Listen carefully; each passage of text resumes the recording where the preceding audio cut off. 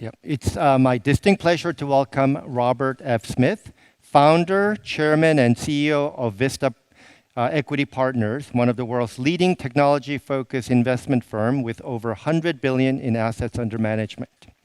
Since founding Vista in 2000, Robert has led more than 600 transactions representing over $320 billion in aggregate value, a testament to his visionary leadership and deep conviction in the transformative power of enterprise software. His pioneering approach to investing has earned him recognition on Forbes' list of the 100 greatest living business minds and Time's 100 most influential people. Robert, thank you for joining us today, and it's an honor, truly. 선배님.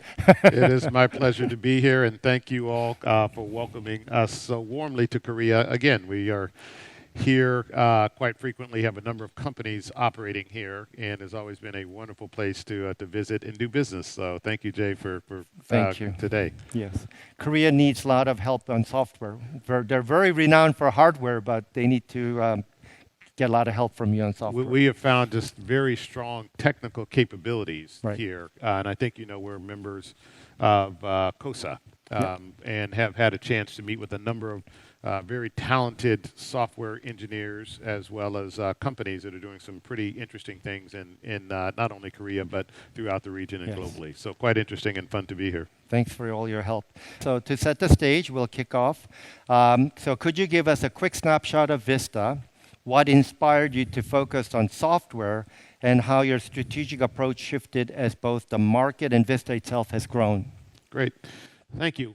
We have now been at this 25 years. My career, as we talked about, I started as a chemical engineer.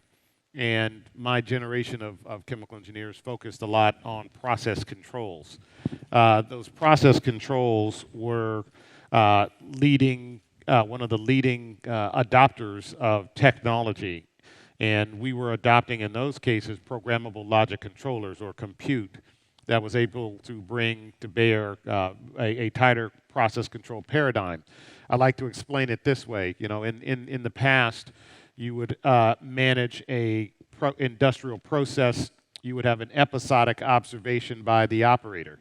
They would observe the reaction or that was occurring. They would then intervene by changing certain states of heat, temperature, catalyst, or some condition, and it would change the reaction dynamic, and they monitor it and maintain it that way. And so you had that sort of a control paradigm that was present in operating in those processes. Well, when you introduce compute will be able to read and evaluate the state of the transaction much more frequently, like to say 60 times a second as opposed to episodic observation. And so you could intervene at a higher frequency. So you went from control paradigms that looked like this to control paradigms that basically look like that. And so for all the wonderful mathematicians in the room, all the area under the curve is waste. And so in introducing compute into process industries, it created a massive amount of productivity throughout first process industries, and then we introduced compute into the office environment.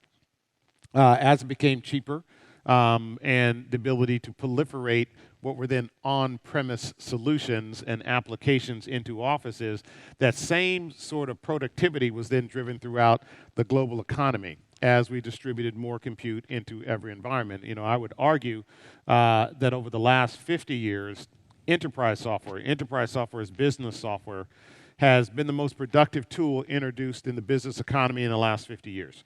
And it has hit every single segment, every single market, and now every single geography as we've distributed compute globally. One of the insights that I had as I was first an investment banker at Goldman Sachs was that there were various ways that companies were approaching bringing enterprise software into the industries that they served. And the idea and the insight was, well, why don't we bring together a group of standard insights, or best practices as we called them, and drive them into the operations of enterprise software companies.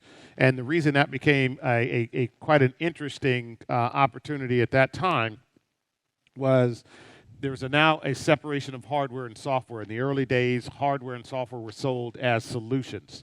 They then got separated, and you can now actually develop application software for specific industries at a much more rapid rate with a higher utility because it was focused on the actual dynamic in that industry and the workflows in that industry and had the ability to improve without having to make hardware improvements.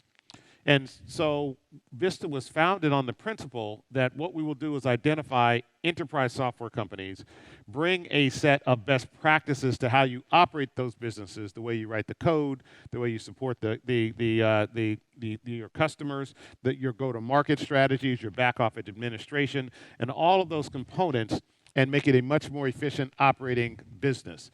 And so that was the thought. We have now brought to bear a tremendous amount of capital. We now have over $100 billion in assets under management. We today hold 90 software companies across 70 industries, and which, if you add it all up, it's a little over $32 billion in revenue, over 100, I think it's 120 plus thousand employees globally, operate in 180 countries, which makes us about the 4th or 5th largest enterprise software company on the planet. And so we have brought to bear this system of best practices. And over time, that's evolved. In the early days, it was focusing on legacy on-premise enterprise software companies. Then there was emergence of hosted. Many of you know it as SaaS or a multi-tenant hosted environment or in the cloud. And so we built a factory at that time to migrate companies from legacy enterprise software companies to cloud. And I think have now converted more businesses from legacy to cloud than any institution on the planet with tremendous success. The beauty of technology is it is always changing, constantly changing. And so now we have this new technology, which we're going to spend a bit of time on today, called artificial intelligence or generative AI. And in our case, moving that towards agentic AI. And we've now built another factory to make those same sort of conversions. So that's the beauty, I call it the interesting part of our work. It is constantly evolving, and you have to constantly evolve your team and your infrastructure and your approach to adopting new technologies into your individual portfolio companies at scale, and the ability to do that globally is, I think, something we are positioning ourselves to be the best at. So great. Thanks for introducing the next question then. So as we see development in artificial intelligence, AI, and many are calling this the most significant technological shift of our lifetime. Some even suggest that AI could eventually replace traditional software altogether. How do you view this evolution, and do you see AI as a complement software, a disruptor, or something entirely new? It's a great question, and it's one that the world is asking. The world is asking very large software companies as well.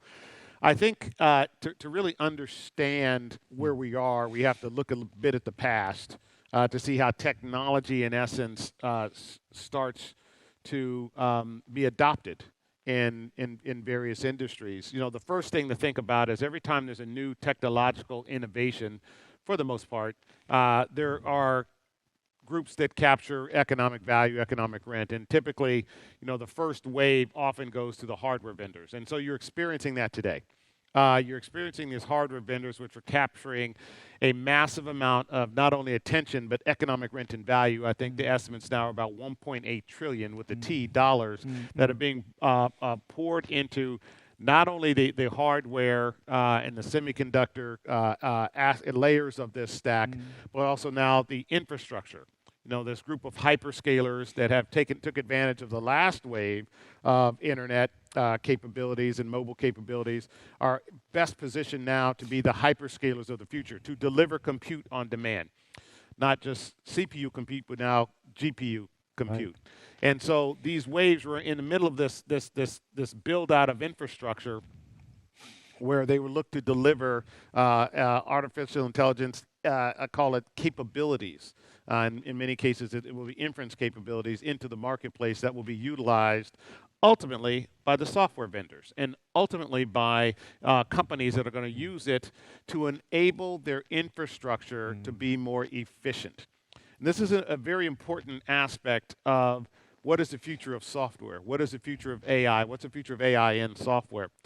The way to think about it, and the way we think about it, is AI won't eat software, it will actually feed software. And it will feed software so software can actually displace and augment services. You know, a big part of what's important is there was a report by IBM, I think 2 weeks ago, less than 1% of the enterprise data actually exists in the public domain. So these large-scale models have not absorbed that data and don't have access to it because that is proprietary data that sits within the enterprise. Much of that sits within enterprise software infrastructure. And so the important part of being an investor in this space is understanding a few things. One, do the enterprise vendors, enterprise software companies, and companies have sovereignty and dominion over the workflows and data sets? If you do not, frankly, those companies don't really have a right to exist because these very capable models, large language models in this case, will absorb this data and information and in some cases render less utility to those workflows and data sets. But if you actually have maintained that as a function of the business that you built, the industries that you serve, the way that you have brought specific use cases to those industries, that should give you a unique opportunity as an incumbent to take advantage of this new technology. So that's kind of point one. And so the important aspect of this is how do you really think about how AI is going to evolve? We've been using various forms of artificial intelligence across our infrastructure for well over a dozen years. The early states of artificial intelligence and machine learning, focusing on specific algorithms, sets of rules, and actually leveraging that to deliver predictive type outcomes and predictive information or data sets in the environment. Well, the introduction of this generative AI, which actually came from some of the early work that they were doing at Google, in essence, starts to generate predictive next states. So rather than as you're typing something and it's trying to predict what the next letter is, it will now put it in context and say, well, maybe let's start predicting what the next word is or what the image should be, or et cetera. And as they started to put more capability, compute capability into that neural fabric, in essence, they found that it became much more productive from a generative perspective. We're now in the next phase of this, which is what we call agentic AI. And basically, agentic AI has the ability to not only do the predictive, but actually use this and reason what should be an action and actually take the action.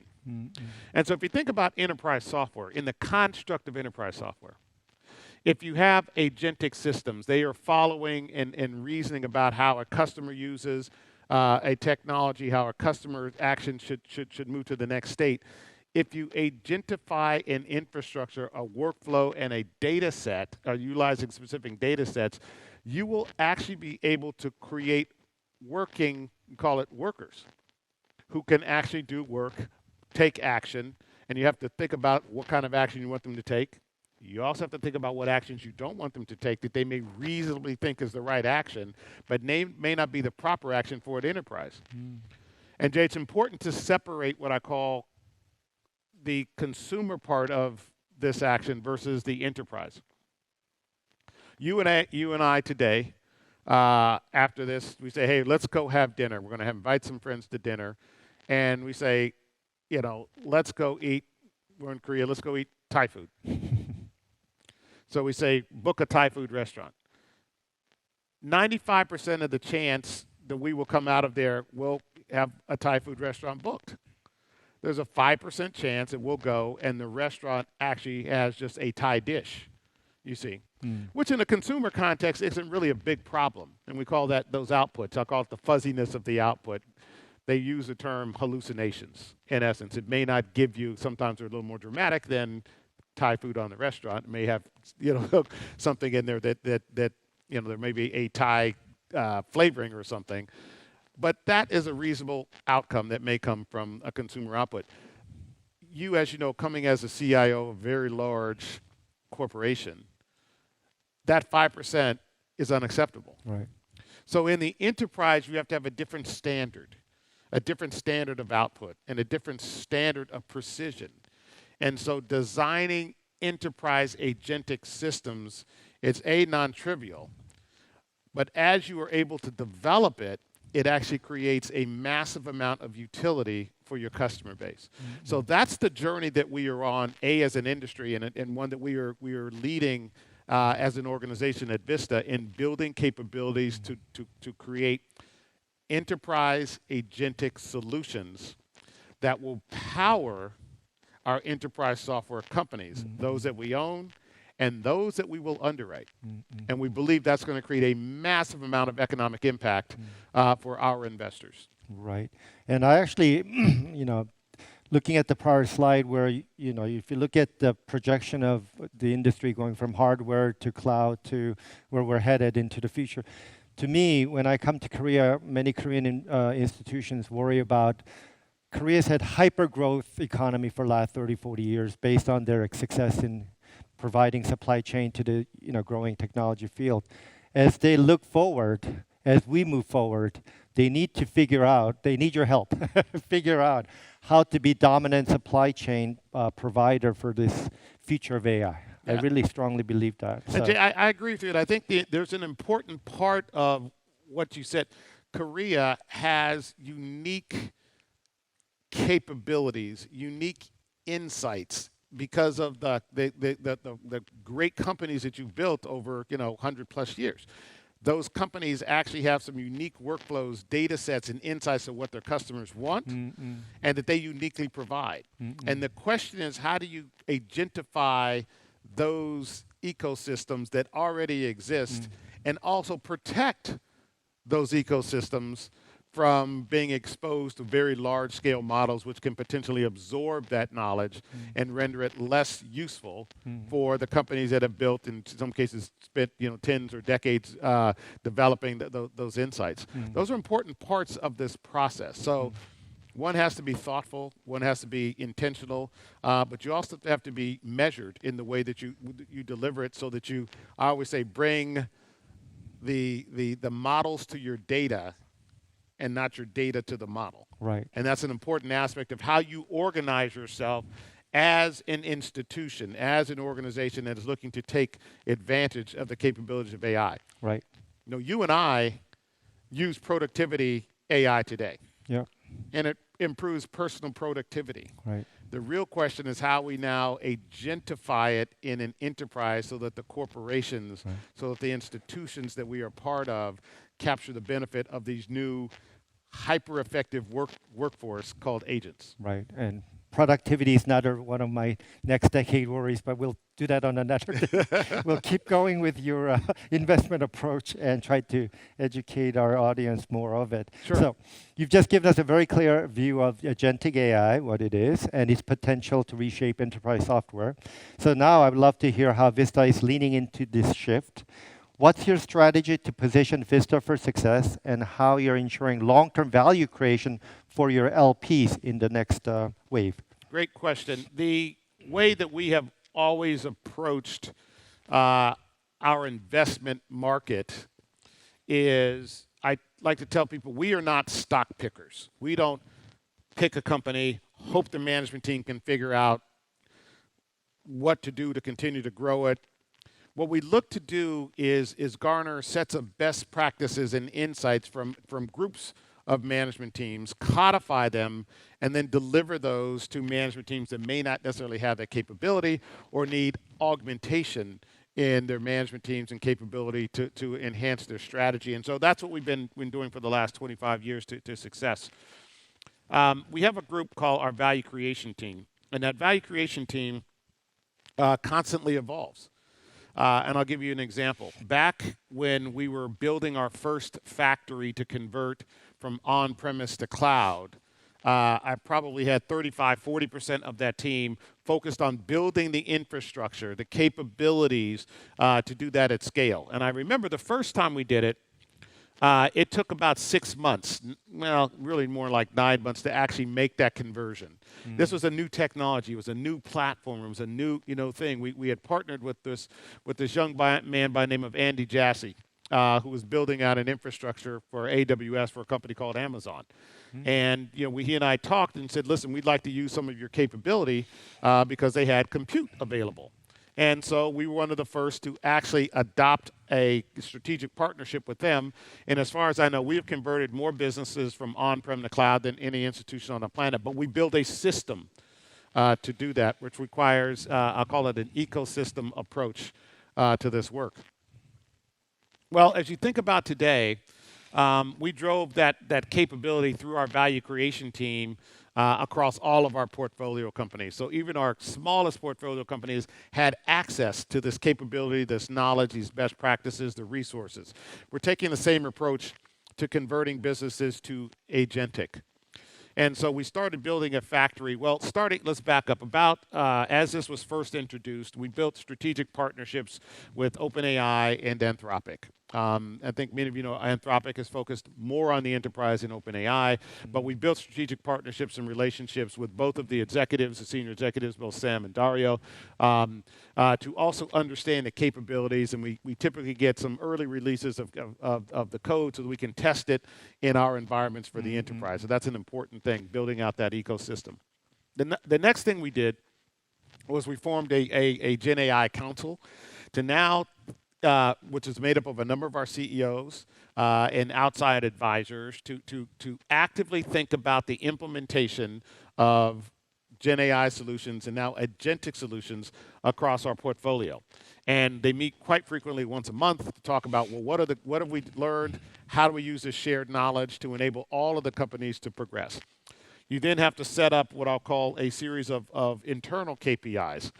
One of the KPIs over a year ago was 100% of the company. The early benefits of this was code generation.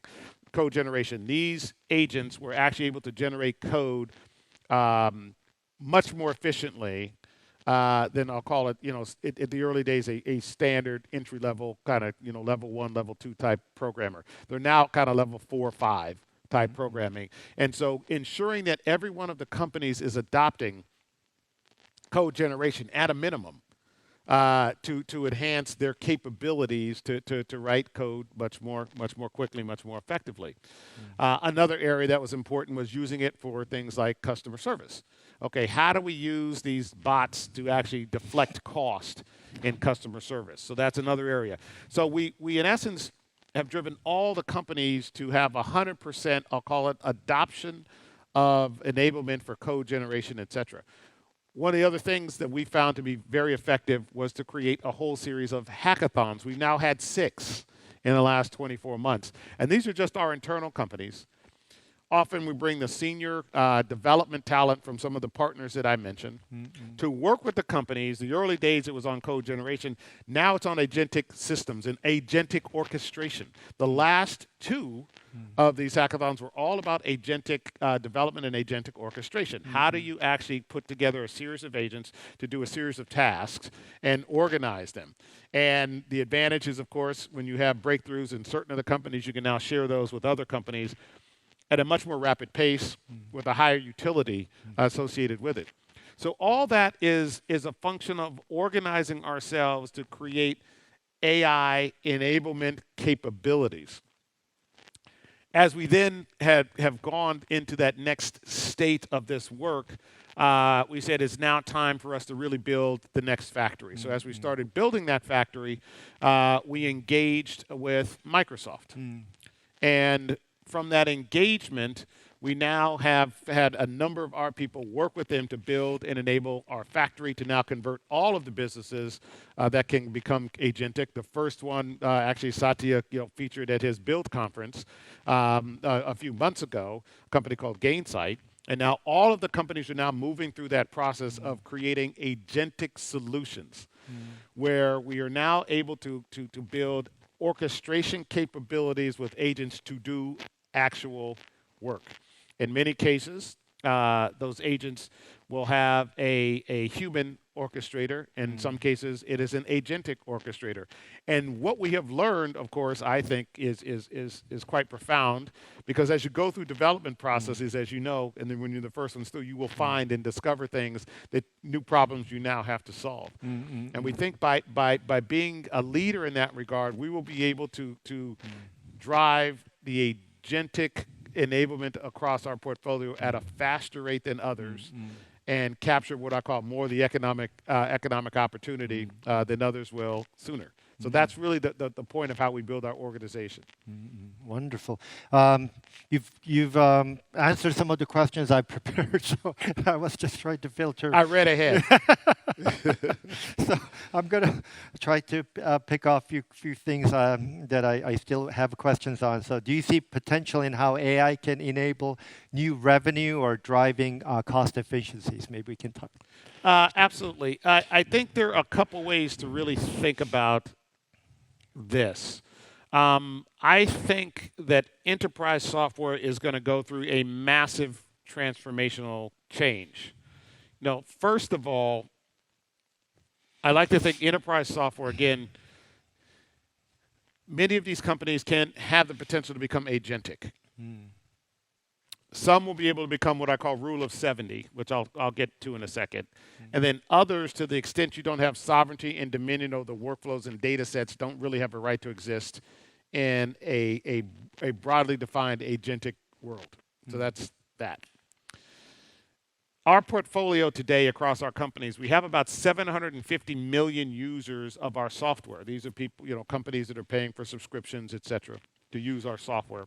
And those software subscriptions enable them to use, the workflows that generate specific data for their companies. And the way I like to think about it, most of the people in this room are knowledge workers, in essence. What a knowledge worker does is you're collecting data and information out of some system. You wake up in the morning, there's some system that you may log on to, or frankly you're reading, and then you reason that, and you put that back into another system or another person who may use it for another set of systems. And so each of those activities is kind of a knowledge worker dynamic that occurs. Well, if you actually follow you during the day, and you start to create what I call discrete tasks that make up your knowledge worker pathways, you can actually create specific agents to do those tasks. And so there's a proliferation. So every user, the work that they do can be broken up by a number of agents. And so one user will equal a certain number of agents. In essence. Then you have to think about things we've discovered in building out our factory, what sort of administrative agents you actually need to have as well, as part of the construct of agents to complete those tasks to a high precision that an enterprise needs and or wants. Our rough math today, which is what we're experiencing, is, for our 750 million end users of our software today, will make up in this translation somewhere around the order of 4 to 8 billion agents, plus a series of administrative agents that also have to work alongside those agents. Those agents perform specific work, and you can actually value the work that it's done, because you can compare it against what's the work that was done in the past, because these agents work 24/7, 365, have limited coffee breaks. They don't complain as much as other workers in some respects. You have to monitor, maintain, and control them in certain paradigms in certain ways. But they have a massive amount of utility. And so what we are now finding is that if you look at the math on the left side, the revenue impact, you can improve, call it the go-to-market productivity, kind of the personal productivity of, how do you, what's happening with your customer base, and how do you call them at the right time and efficiently evaluate what it is, the experience they're having, so you can enhance that. So there's that. But there's another piece, what we call the new agentic offerings, which we're just now starting to size. And let me give you an example. When we did our earlier conversions from on-premise to cloud, we found about a 2.5 times pickup of value that we could capture from our customers in moving from on-prem to cloud. Part of that was because they no longer had to go through hardware refresh cycles. So the CapEx that they were spending for hardware recycle then became OpEx in essence in the way that they're utilizing cloud. So that's kind of point one. Point two, they often needed less call it human oversight and utility to manage each of these instances of hardware and hardware instances to support the application. So we had about a 2.5 times pickup from on-prem to cloud. What we're seeing now, as we're now introducing these products into the marketplace, agentic products with existing customers, is we're seeing 10x that in some cases. So that utility is much higher because these workers can actually eliminate broad cost elements of delivering a solution and expand the TAM, the total addressable market, through these new offerings. Some are, from what we're saying, again, what we're doing work today, 4x, 5x, some are 10x, some are 20x, the utility that these new agentic solutions can deliver. On the cost side, what we are seeing, and this is for enterprise software companies, so to be clear, this is for software companies. The largest cost component of software companies is typically R&D. Makes up about 30% or so, in essence, of the total cost stack. We are seeing for the generation of new code, 30 and 40% productivity in writing new code, much lower for existing code, but we have standards around that, that over time should be able to reduce your R&D costs pretty significantly. And so we're starting to experience that. We're also finding that same sort of dynamic with customer support. The deflection of calls, for instance. If you have a call center that is taking a call, using these agentic solutions can deflect that, often with a higher net satisfaction with the customer at a much lower cost. And then, of course, back office administration, go to market, et cetera.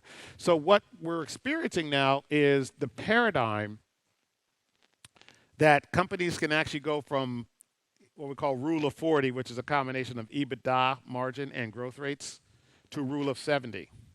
They can grow faster with a higher profitability, utilizing these agents to augment and enable these companies to be more efficient in the work that they do for the customers that they support.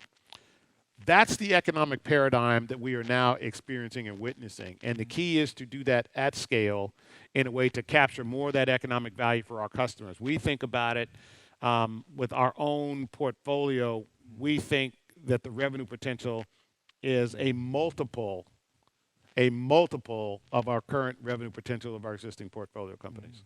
Wonderful. Okay, so maybe last question on your factories and what you've learned. So how are you thinking about which companies can benefit from AI and which stand to be disrupted in their characteristics? Yeah. Again, we have a first-of-a-kind partnership announced by Satya at first of all, our AGM and then ultimately at his Build conference. And building that capability enables us to drive all of our software companies through this process. The key learnings, the capabilities. When you're in the early stages of development, you learn things that others don't, which should enable you to be more effective long term. One of our companies, like I said, Gainsight, where we now have a co-developed an agentic offering for a customer. This again, they focus on customer success and customer success representatives. In that one in particular, we're seeing the potential of 10 to 20x times the revenue from individual customers utilizing this solution set. The other thing that came out of this approach was beyond developing the products for that particular company, we have now developed and understood the componentry that we need for the rest of the software companies to make them factory ready. And so now we've gone through a whole factory readiness dynamic and paradigm with all the rest of the portfolio companies as they're on this journey as well. I like to say stay tuned for the results. But what we're seeing is, today, the average enterprise software company that we own, the enterprise software companies we own, the average ROI for the products that they sell to their customers. So this is our portfolio companies, and we measure this pretty much every year. is about 625%. So I like to say, irrespective of what you're doing in your businesses, typically the next best use of your next dollar is buy more software. As we actually go from a enterprise software environment to an agentic enterprise software environment, we believe it's going to be multiples of that.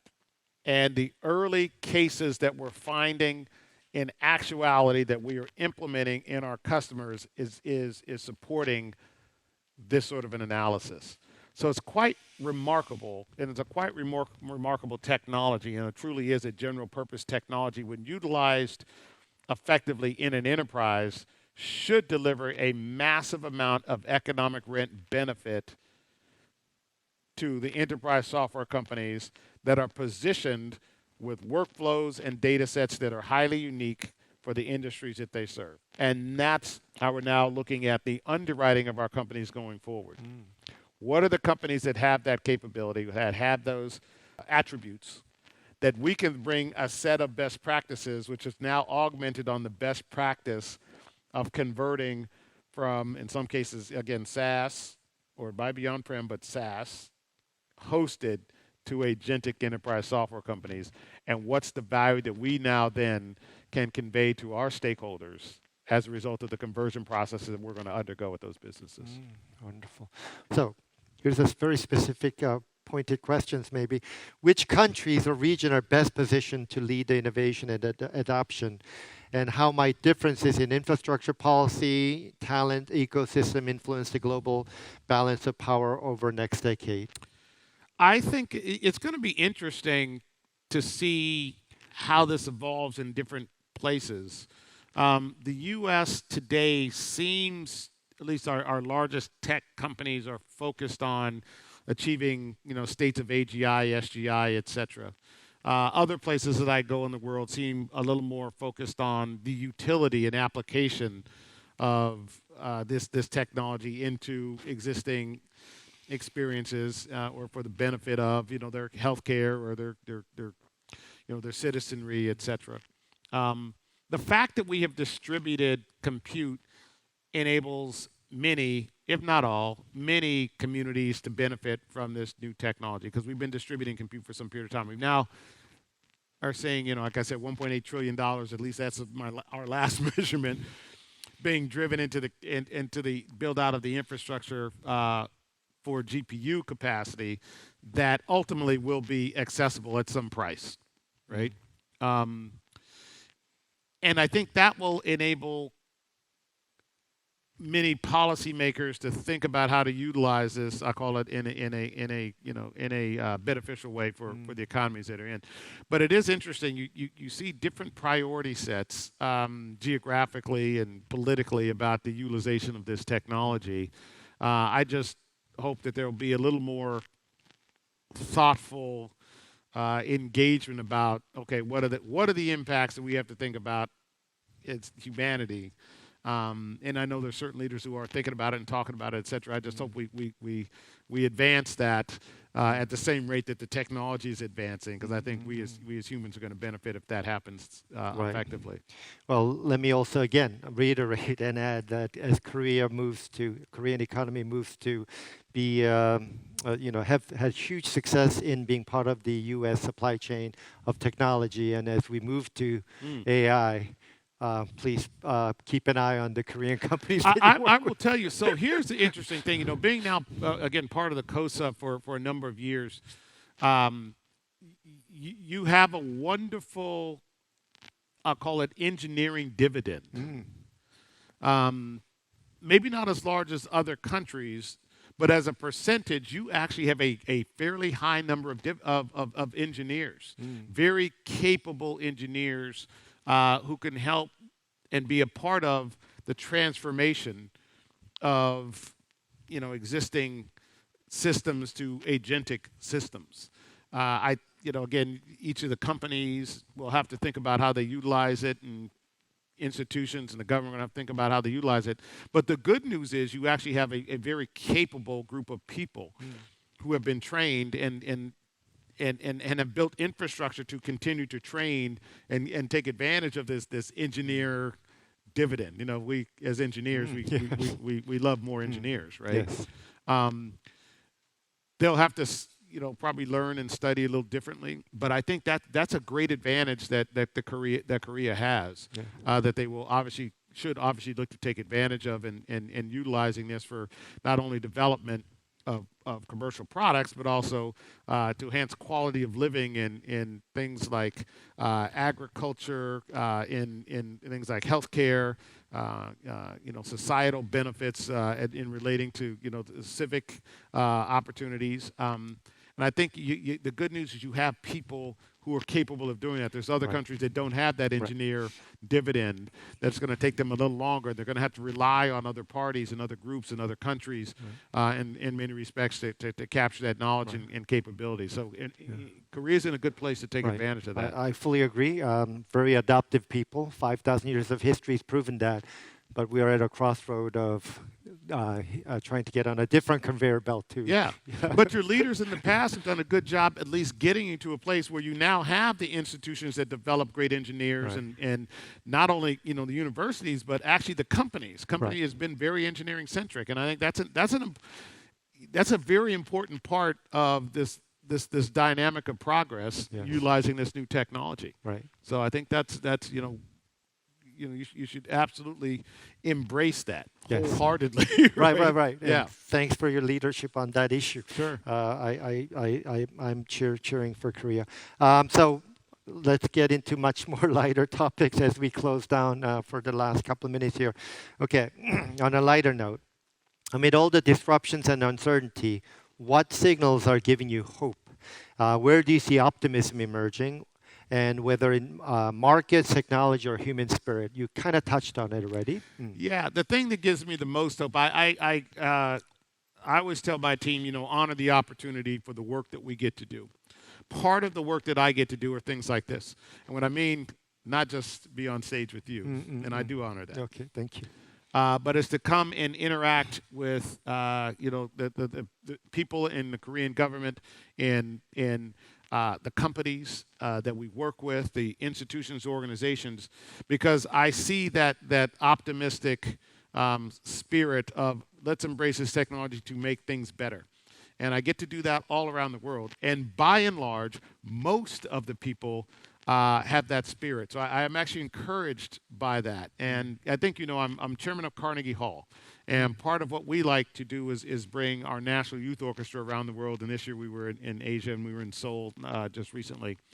And bringing the youth and to see that youthful exuberance of interacting with each other, you know, the orchestras playing with each other, playing for audiences. That's the fabric, I think, that's important that will keep humanity bound together and moving forward in a positive way. So we have to continue to encourage that, continue to encourage, you know, student exchanges, continue to encourage our students interacting and having opportunities to work together, develop together, build together, and get to know each other and get to know culture. I think that's an important part of what we need to do as people. I love that. So my last question is along the similar line, and for maybe some of the younger people in the audience, so you have a beautiful family, and you have kids, children who are growing up in this rapidly evolving industry, AI-powered world. All right, what guidance would you offer them in terms of how they begin their career, and are there any mindset skills that you would believe